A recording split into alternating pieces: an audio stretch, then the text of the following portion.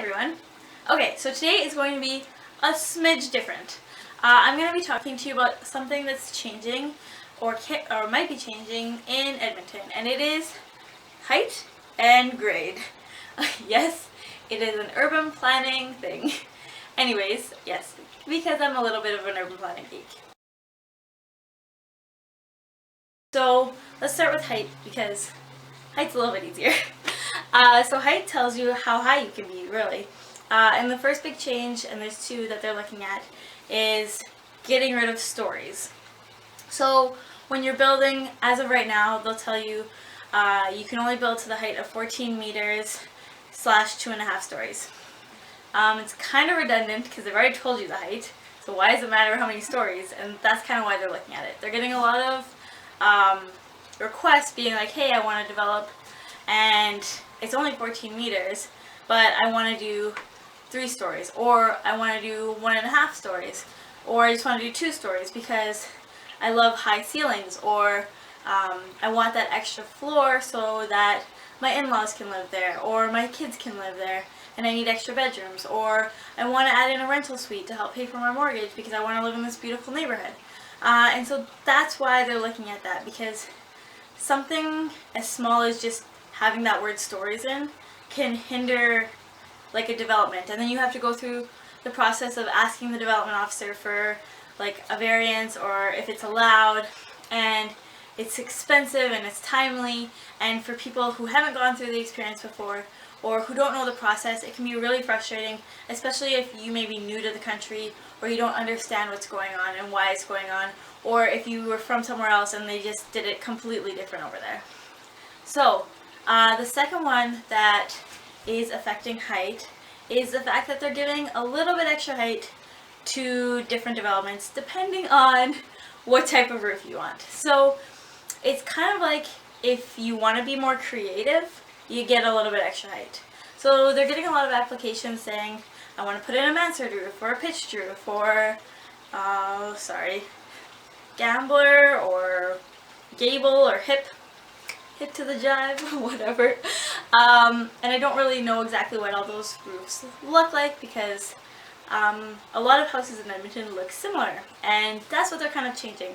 A lot of people are trying to be more creative, and they want to give a little bit more pizzazz to their development, and the city's saying, well, if you want to do that, that's fine, you can do that, but you're going to lose height in your house, and you won't get the stories you want, or you may not be able to because all of a sudden you don't hit the requirement for how high ceilings should be in your house. And so they're saying right now that if you want to make those gable or hip roofs or pitched roofs, that you can, and we'll give you a little bit of extra height to play with so that you can make those, you can implement those changes, and you can have a funky roof. It's just as simple as that.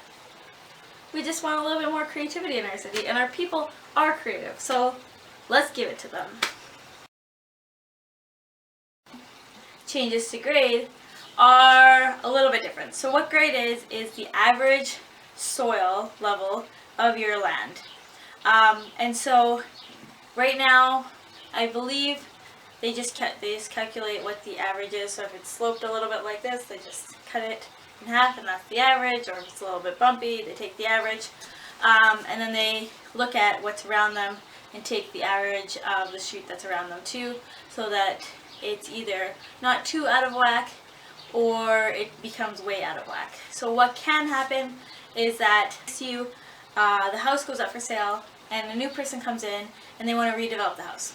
And so your neighborhood was built at a similar time. So the house next to you on this side and on this side and in front and in back and kitty corner this way, the house is this way and that way and this way and that way. Anyways, they were all built at the same time. People came in, started living in them, and the soil level got more compact and more compact. The more you stomp on soil, the more compact it gets.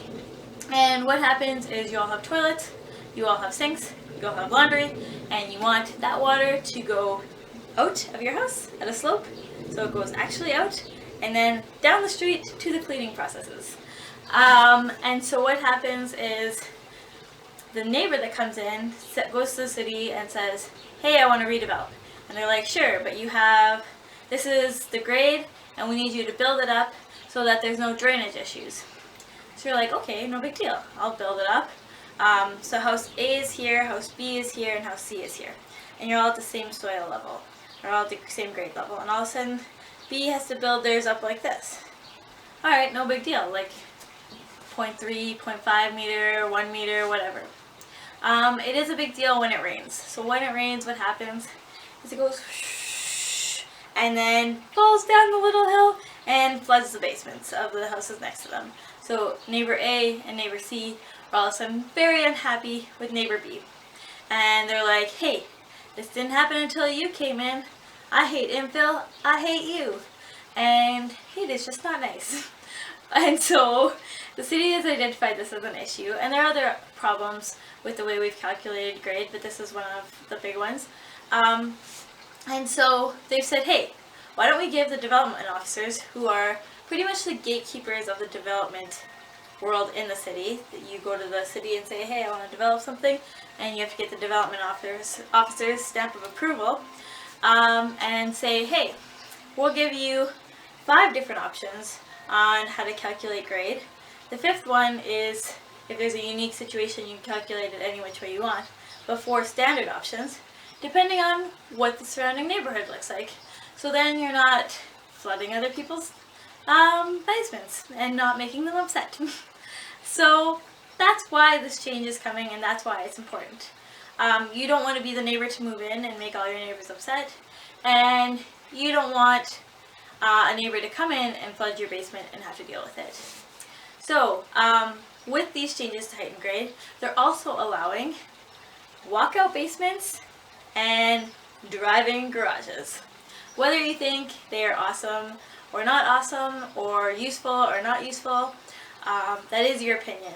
But they are useful to some people, depending on people's needs. To me, I don't think I'd want to shovel a slope down to my garage, but I also like my main floor more than my basement because I'm not a big fan of spiders. So there's trade-offs.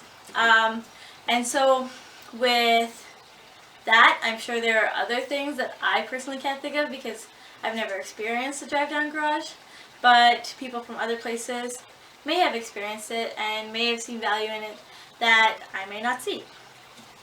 For walkout basements, they can serve multiple purposes, whether you have your in-laws staying in the basement and they just want their own privacy, whether you have kids coming back from university and you don't want to hear when they come in and out at all hours of the night waking you up, or whether you have tenants and you just want to help with the affordability of your house and help pay down the mortgage that way. Those are some options that I personally can think of. I am sure there are much more. Whether you just want to be able to walk out of your basement onto your deck or second deck, depending on your house, and enjoy your backyard. But yeah, other people may have other reasons why they want this. And to have the option there is what I think is one of the great things about our city, is we are such a diverse city. Why wouldn't we have diverse housing types and diverse roofs and diverse looks of neighborhoods? And right now we do have neighborhoods that have different personalities, and those should be celebrated, but there are neighborhoods that look quite similar, and if changes come to those, and change does come everywhere, I think that should be celebrated as well.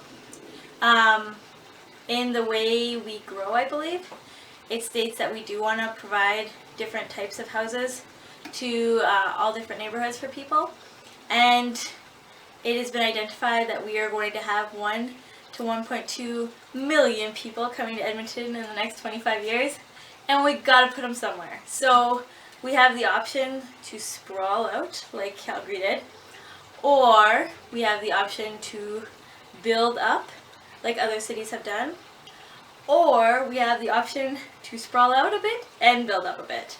And I believe that's the way our city is growing, because different people have different needs, whether you want a bigger lot and a bigger house, or whether you're okay with living with people above you or next to you, or with a little space and right next to you, those newfangled things called skinny houses, or whether you want to live in a brownstone or a row house, or you're down for an apartment. Those are all going to be options in the future, and they all serve different purposes for different people. And I think that they're going to be a great addition to our city because we have beautiful neighborhoods who already have transit, who already have amenities like grocery stores and pubs and flower shops or whatever else that your heart may desire, or libraries. And you want to build around those so that local businesses have more people being able to walk to them or being able to have a quick drive to them and be close to them. And so that transit people can, the ETS can offer a higher frequency because there's a demand of a lot of people needing a certain bus or a certain route or multiple routes, and I think that'll help with all of that stuff. So after a little bit of research, that is what I've come up with height and grade. If you have any other comments or concerns or any other insight, you can leave it down below, or you can come up to me at council meeting on Monday and just talk to me. I'm totally down to listen. And if you feel like you would like to let your counselors know and like to have your voice be heard, there are 3 different options for you. Number 1, you can email or call your counselor being like, hey, this is how I feel for these proposed changes. These are the good, these are the bad, it's all good, it's all bad, and they will listen because they represent you. Number 2, you can go to the council meeting and either sit there and listen to other people's opinions and how the councilors feel, / mayor, or you can even speak. And yes, it is a little nerve-wracking, but everyone around you is a citizen of Edmonton as well, or surrounding municipalities, and they want to make the best region that they can possible. No one woke up this morning and thought, hey, you know what would be fun? Let's make Edmonton not a fun place to live and just wreck it. They didn't do that.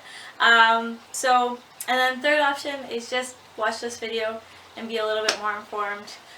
So the next time you do talk to your counselor or you talk to people in your neighborhood, you can tell them, hey, these are some of the changes that are coming up. Or, hey, what do you think of this? Or, hey, you're going to that council meeting. This is how I feel. So, yes. And here's a thing you should do today. Be open to other people's opinions. Because everyone has different experiences, different knowledge, different background, and you never know what you might learn. Everyone has knowledge. Everyone has a wealth of knowledge that you may not have experienced, that you may not have learned, and just be open to other people's opinions. Anyways, have a great day, and our city is awesome, and we are champions. Bye!